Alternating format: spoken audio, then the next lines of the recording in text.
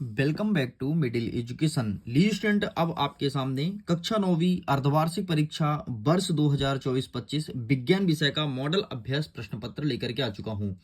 जैसे कि आप सबको पता है कि मिडिल एजुकेशन ने क्लास 10th के और क्लास 9th के मैथ सब्जेक्ट का प्रोवाइड कराया था, जहां से बहुत सारे क्वेश्चन सेम टू सेम देखने को मिला था। एंड अब आपका अंतिम पेपर विज्ञान का है, तो विज्ञान के लिए मैं तगड़ा कंटेंट लेकर के आ चुका हूं। इतना ही नहीं, आप देख लीजिए, एक सेट का और मैं प्रोवाइड कराया था, जिसके सारे क्वेश्चंस को मैंने कंप्लीट करा दिया और आपने इसे पूरा कंप्लीट कर भी लिया है। और अब बारी है आपके दूसरे सेट की, तो लीजिए आपके सामने लेकर के आ चुका हूं। तो चलिए फटाफट हम बिना टाइम वेस्ट किए वीडियो को स्टार्ट कर लेते हैं। देख लेते हैं हमारे इस सेट में किस प्रकार से क्वेश्चन दिया गया है एंड क्या होगा उनका सही उत्तर। मैं आपको प्रश्न क्रमांक 1 से लेकर के 23 तक का संपूर्ण उत्तर दिखाने वाला हूं। तो चलो आगे बढ़ते हैं। देख लीजिए, टोटल 23 नंबर का मतलब 23 क्वेश्चन रहेंगे, 3 घंटे समय देंगे एंड 75 नंबर का पेपर रहने वाला है। यहाँ पर वेरियस प्रकार के इंस्ट्रक्शन मौजूद हैं and instruction most important in your examination. और मैं आपको बता देता हूँ, यह आपका एक मॉडल प्रैक्टिस पेपर है, जहां से एग्जाम में क्वेश्चन डेफिनेटली देखने को मिलेगा। एंड यहां से हमारे क्वेश्चन स्टार्ट होते हैं। प्रश्न क्रमांक 1 कह रहा है सही विकल्प चुन करके लिखो। इसमें पहला नंबर कहता है कि पदार्थ की वह अवस्था जिसमें द्रव्य का आकार नहीं परंतु आयतन निश्चित हो, उसे क्या कहते हैं? तो उसे द्रव कहा जाता है। ठीक है, उसे द्रव कहा जाता है। बाकी इंग्लिश में अवेलेबल है, अगर आप इंग्लिश मीडियम के हैं तो इंग्लिश में क्वेश्चन को देख लीजिए। आगे बढ़ते हैं। प्रश्न क्रमांक 2 कहता है कि बिलियन का वह घटक जिसकी मात्रा दूसरे से अधिक होती है और जो दूसरे घटक में विलय विलय में मिलता है, उसे क्या कहते हैं? तो इसका सही आंसर होगा ऑप्शन नंबर बा, उसे विलायक कहा जाता है। हमारा प्रश्न क्रमांक 3 कह रहा है 2 या 2 से अधिक परमाणुओं का समूह क्या कहलाता है? तो इसे हम अणु, 2 या 2 से अधिक परमाणु समूह, इसे हम अणु के नाम जानते हैं। तो इसका सही आंसर ऑप्शन नंबर दा हो जाएगा।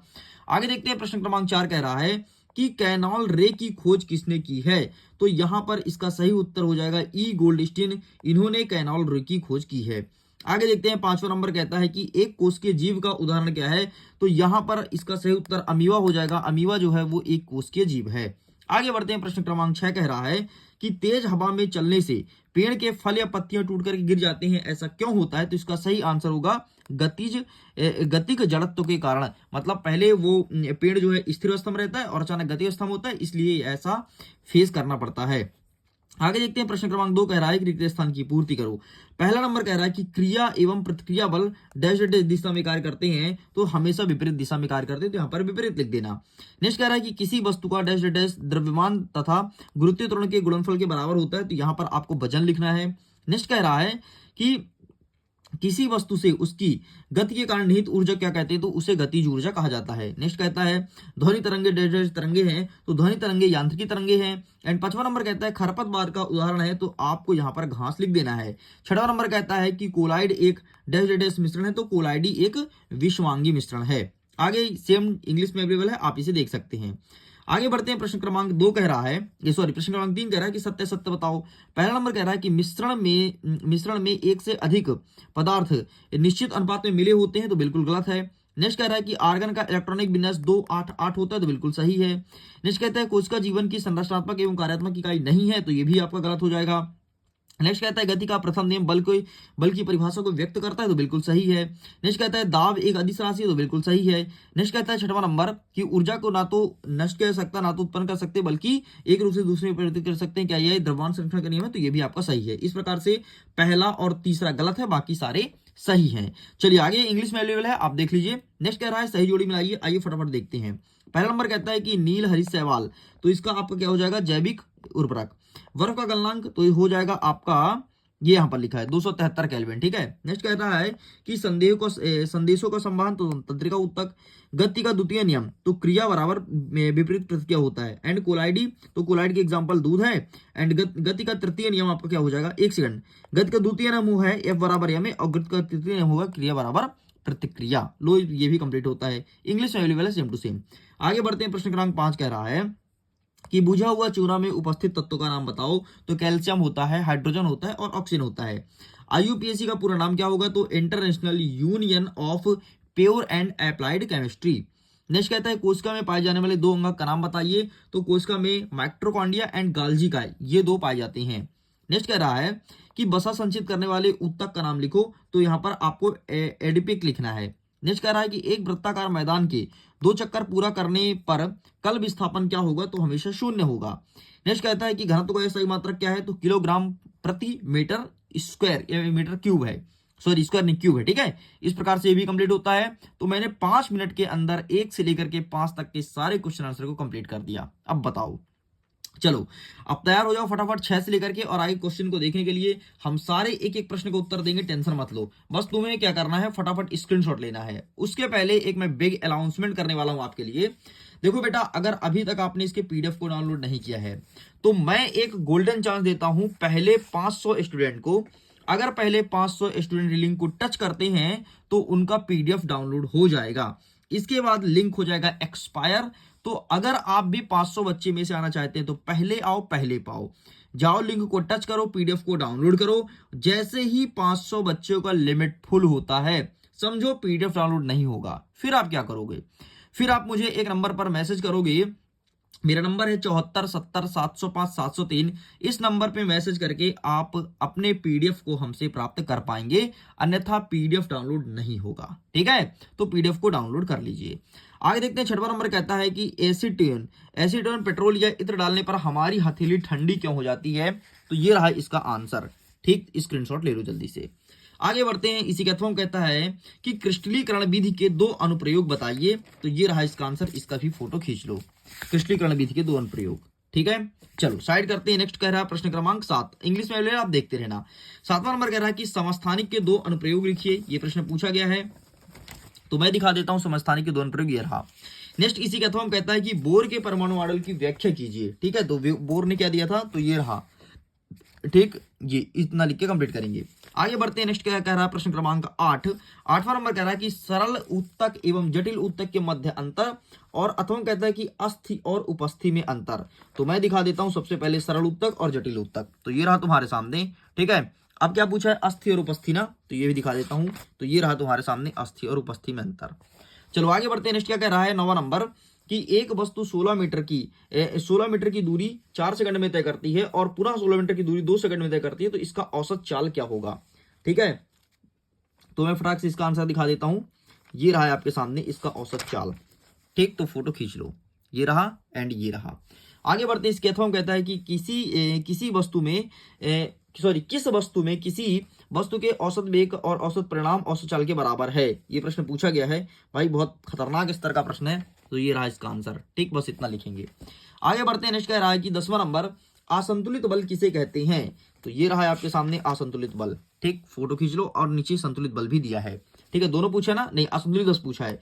अब नेक्स्ट कहता है कि उत्प्लावक बल क्या है, तो उत्प्लावन बल। तो आइए इसका आंसर भी दिखा देता हूं तुम्हारे सामने। ये रहा उत्प्लावन बल, ठीक है। आर्किमिडीज के नीचे उत्प्लावन बल है, इसका फोटो खींच लो। आगे बढ़ते हैं। नेक्स्ट कह रहा है 11वां नंबर कि ताप को सेल्सियस में कन्वर्ट करना है, एंड अथवा कहता है कि केल्विन को पहले आपको केल्विन में पैमाना दिया तो उसको सेल्सियस में बदलो, फिर दिया है आपके सेल्सियस में तो उसको केल्विन में कन्वर्ट करना है। तो आइए इस प्रश्न का भी उत्तर दिखा देता हूं जल्दी से। ये रहा है आपके सामने, ठीक। पहले ऊपर वाला देख लो, फिर नीचे वाला देख लो। चलो साइड करते हैं। नेक्स्ट क्या कह रहा है, नेक्स्ट हमारा कह रहा है प्रश्न क्रमांक 12 कि धातु के 2 गुणधर्म लिखो। धातु के 2 गुणधर्म कौन कौन से हैं, तो आइए दिखा देते हैं इनके गुणधर्म। तो ये रहा है आपके सामने आंसर, ठीक है। धातु के 2 गुणधर्म, फोटो खींच लो। आगे बढ़ते हैं। नेक्स्ट कह रहा है अथवा में कि कोलाइडी विलयन के 2 गुण बताइए, ठीक है। कोलाइडी विलयन के 2 गुण। तो ये रहा आपके सामने answer, please take a screenshot. आगे बढ़ते हैं। नेक्स्ट कह रहा है प्रश्न क्रमांक 13 कि परमाणु संख्या एवं द्रव्यमान क्या व्यक्त करती है, और अथवा कहता है कि इलेक्ट्रॉन के 2 गुण को लिखो। तो परमाणु संख्या और द्रव्यमान क्या व्यक्त करती है, देख लो। सबसे पहले ये रहा परमाणु संख्या और द्रव्यमान, ठीक है, लिखा गया है, ठीक है। अथवा क्या कहता है, इलेक्ट्रॉन के 2 गुण ना। तो ये भी इसी पेज का है, 1 सेकंड में ढूंढ लेता हूं। ये रहा इलेक्ट्रॉन के 2 गुण, इसका भी फोटो खींच लो। आगे बढ़ते हैं। नेक्स्ट क्या कहता है कि एस्टोमेटा के कार्य लिखो, ठीक है। एस्टोमेटा का क्या कार्य है, तो ये लिखना है। तो आइए दिखा देते हैं इसका आंसर। और अथवा कहता है कि बाष्पोत्सर्जन। तो सबसे पहले एस्टोमेटा एंड बाष्पोत्सर्जन दोनों देख लीजिए। आगे बढ़ते हैं। नेक्स्ट क्या कह रहा है कि तंत्रिका कोशिका का नामांकित चित्र बनाइए। तो देखो यार, तंत्रिका कोशिका का चित्र ये रहा आपके सामने, ठीक है। ये न्यूरॉन का, ठीक है। इसी तंत्रिका कोशिका कहते हैं, यही चित्र बनाना था। आगे कहता है अथवा में कि गर्मी में हमें किस तरह के कपड़े पहनना चाहिए और क्यों। तो गर्मी में सूती कपड़े पहनना चाहिए क्योंकि वह पसीना को जल्दी सोख लेता है और व्यक्ति को पसीना रहित बनाता है, इसलिए गर्मी में सूती कपड़े पहनना चाहिए। बाकी आंसर लेना है तो ले लो। चलो आगे बढ़ते हैं। नेक्स्ट क्या कह रहा है 16 नंबर कि चाल एवं वेग में कौन ऋणात्मक नहीं हो सकता, कारण लिखो। चाल एवं वेग में कौन ऋणात्मक नहीं हो सकता, ठीक है, ये चीज पूछा गया है। तो आइए मैं दिखा देता हूं कि क्या होगा इसका सही आंसर। तो ये रहा आपके सामने, चाल एवं वेग में क्या ऋणात्मक नहीं हो सकता है, ठीक है। आगे बढ़ते हैं। नेक्स्ट क्या कह रहा है अथवा में कि चाल एवं वेग में अंतर बताइए, चाल एवं वेग में अंतर बताइए। तो ये रहा है आपके सामने चाल और वेग में अंतर, इसका भी फोटो खींच लो। आगे बढ़ते हैं। नेक्स्ट क्या कह रहा है, नेक्स्ट हमारा 17 नंबर कह रहा है कि मुक्त पतन का क्या आशय है। प्रश्न पूछा है कि मुक्त पतन का क्या आशय है। तो ये रहा है आपके सामने मुक्त पतन, इसका फोटो खींच लो। आगे बढ़ते हैं। नेक्स्ट कहता है इसी अथवा में कि गतिज ऊर्जा ज्ञात करने हेतु सूत्र व्युत्पत्ति कीजिए। गतिज ऊर्जा ज्ञात करने के लिए सूत्र निकालना है। तो ये रहा है आपके सामने गतिज ऊर्जा ज्ञात करने का सूत्र, ठीक है, स्क्रीनशॉट ले लो। आगे बढ़ते हैं। नेक्स्ट कह रहा है हमारा 18 नंबर कि 3 कोशिकीय अंग का नाम लिखिए जिसमें स्वयं डीएनए एवं राइबोसोम हो। 3 कोशिकीय अंग का नाम बताना है जिसमें डीएनए एवं राइबोसोम पाया जाता है। तो ये रहा है आपके सामने, ठीक है। आगे बढ़ते हैं। नेक्स्ट कह रहा है कि जैविक और अजैविक प्रतिरोधकता में अंतर बताइए, ठीक है, ये पूछा गया है प्रश्न क्रमांक 18 का अथवा। तो इसका भी आंसर मैं आपको दिखा देता हूं, वेट कीजिएगा जरा। जैविक और अजैविक प्रतिरोधकता में अंतर यहां पर तो अवेलेबल नहीं है, खाद्य और उर्वरक में। एक सेकंड, जैविक और अजैविक प्रतिरोधकता में अंतर, ठीक, तो ये रहा आपके सामने, ठीक है, इसका स्क्रीनशॉट ले लो। आगे बढ़ते हैं। नेक्स्ट कह रहा है कि कोशिका में पाए जाने वाले 3 अंगक के नाम एवं उसके कार्य बताना है। और अथवा में कह रहा है कि जंतु कोशिका और पादप कोशिका में अंतर बताइए। तो आइए सबसे पहले हम ऊपर वाला देख लेते हैं, फिर नीचे वाला देखेंगे। तो ये रहा कोशिका में पाए जाने वाले 3 अंगक, माइटोकॉन्ड्रिया, राइबोसोम, क्लोरोप्लास्ट, ठीक है। और क्या कहता है, जंतु और पादप कोशिका में अंतर पूछा है ना। तो ये रहा तुम्हारे सामने जंतु और पादप में अंतर, ठीक है, इसका फोटो खींच लो। आगे बढ़ते हैं। नेक्स्ट कह रहा है कि जंतु कोशिका का स्वच्छ नामांकित चित्र बनाइए। एंड इसी के अथवा में कहता है कि पादप कोशिका का स्वच्छ नामांकित चित्र बनाइए। तो इसका भी आंसर मैं आपको दिखा देता हूं, ये रहा। ये देखो, ऊपर जंतु कोशिका है एंड नीचे, सॉरी, ऊपर पादप कोशिका है, नीचे जंतु कोशिका है। जंतु कोशिका का अंडर टाइप्स बनाना और पादप कोशिका का थोड़ी चौकोर कर देना, ठीक है, देख सकते हो। चलो आगे बढ़ते हैं। नेक्स्ट क्या कह रहा है कि 21 नंबर कि द्रव्य संरक्षण का नियम उदाहरण देकर के स्पष्ट कीजिए। क्या होता है द्रव्य संरक्षण का नियम। अथवा हम कहता है कि एक रेलगाड़ी स्टेशन से चलना प्रारंभ करती है और एक समांतर चलती हुई 10 मिनट में 40 किलोमीटर की दूरी तय करती है। तो इसका त्वरण क्या होगा। सबसे पहले हम ऊपर वाला देख लेते हैं कि द्रव्यमान संरक्षण या द्रव्य संरक्षण का नियम क्या हो जाएगा। तो ये रहा द्रव्यमान या द्रव्य संरक्षण का नियम, ठीक है, पूरा ऐसे लिख करके आना है, फोटो खींच लो। ठीक, आगे बढ़ते हैं। क्या कहता है रेलगाड़ी वाला। तो रेलगाड़ी वाला पूछे तो इसका भी आंसर देख लीजिए। ये है प्रश्न क्रमांक 21, ठीक। तो इसका आंसर मैं दिखा देता हूँ, एक सेकंड वेट कीजिएगा। इसका आंसर अवेलेबल है पेज नंबर 31 में। ये रहा रेलगाड़ी वाला, तो इसको फोटो खींच लो। चलो आगे बढ़ते हैं। नेक्स्ट क्या कह रहा है। नेक्स्ट हमारा 22वां नंबर कह रहा है कि संपीड़न और विरलन के क्या है स्पष्ट कीजिए। तो ये रहा संपीड़न और विरलन, इस प्रकार से चित्र भी बना देना, बहुत अच्छा हो जाएगा। आगे देख लेते हैं। अथवा कहता है कि पराध्वनि के अनुप्रयोग को लिखिए, पराध्वनि का अनुप्रयोग। तो ये रहा तुम्हारे सामने, जिसमें मैं लाइन खींचा वही पॉइंट लिखना, एक सरल पॉइंट है।